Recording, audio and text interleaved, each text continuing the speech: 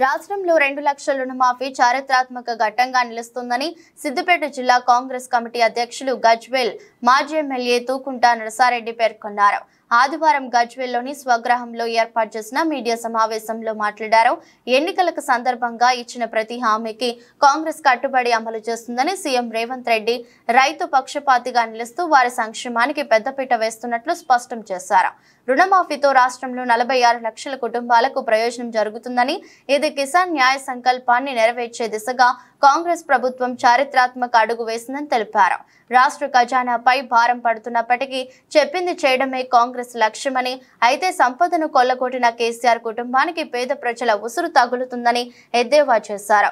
ముఖ్యంగా ఆగస్టు 15లోగా రుణమాఫీ వర్తింపజేస్తామని సీఎం రేవంత్ రెడ్డి ప్రకటించగా, రుణమాఫీ చేస్తే తాము సిద్దిపేట ఎమ్మెల్యే పదవికి రాజీనామా చేస్తానని ప్రకటించిన హరీష్ రావు అందుకు సిద్ధంగా ఉండాలని పేర్కొన్నారు. రేవంత్ అన్న మా నాయకుడు, మా ముఖ్యమంత్రి 2 లక్షల రుణమాఫీ తొందరలోనే ఆయన మాట ఇచ్చింది. 15 ఆగస్టులో కూడా చేస్తానని.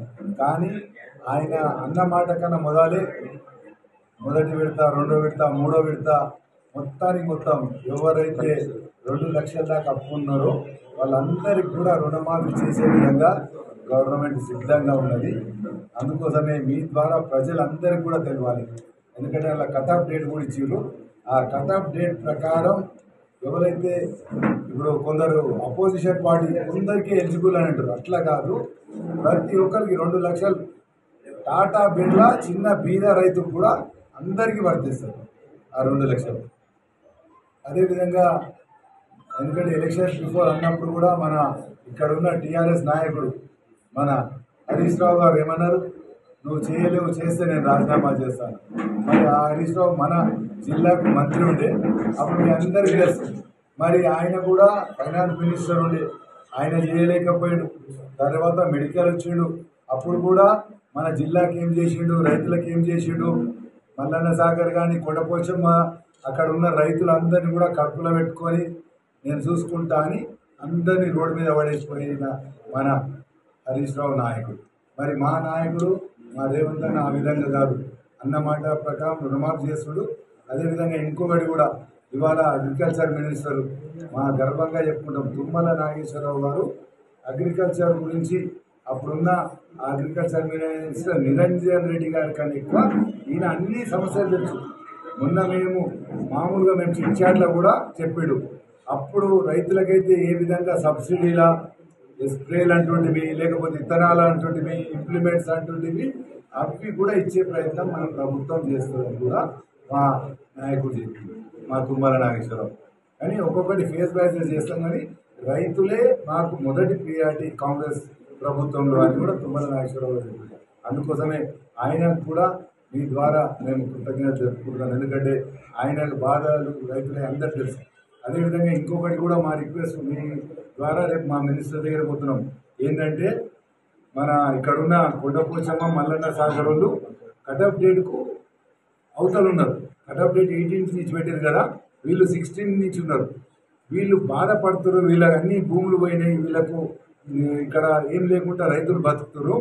వీళ్ళ గురించి ఒక స్పెషల్ ప్యాకేజ్ కూడా వాళ్ళ 16 ఓన్లీ అంటే కొండపోచమ్మ మల్లన్న సాగర్ వాళ్ళకు కూడా వాళ్ళకి రుణమాఫీ వర్తించే విధంగా స్పెషల్ జీవో ఇవ్వాలని మేము రేపు అందరం కూడా ఇక్కడ రైతులను తీసుకొని కూడా మన తుమ్మల నాగేశ్వరరావు దగ్గర కూడా పోయే ప్రయత్నం చేస్తున్నాం. మా కొండ సురేఖ మా ఇన్ఛార్జ్ మంత్రి దగ్గరికి కూడా పోయి ఇక్కడ ఉన్న ముంపు గ్రామాలకు న్యాయం చేసే విధంగా కూడా మేము ప్రయత్నం చేస్తున్నాం.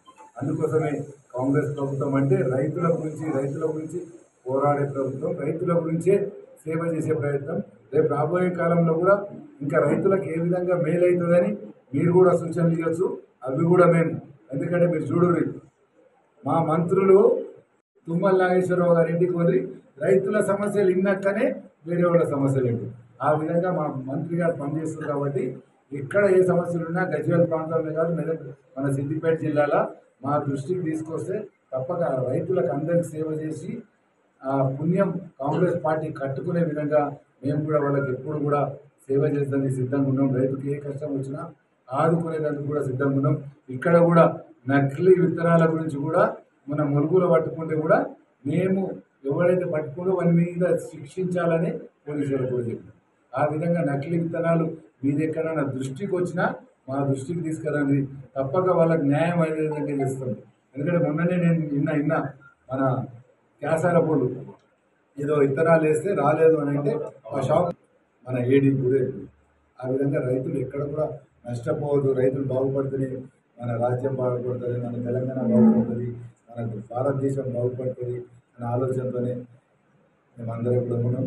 అదేవిధంగా ప్రత్యేకంగా రేవంత్ అన్న గారికి మీరందరూ కూడా మనం పెద్ద ఎత్తున ఆయనకు రుణపడి కృతజ్ఞత తెలుసుకునే విధంగా ఇక్కడ రైతులు ఉండాలని మరి ఒకసారి మీకు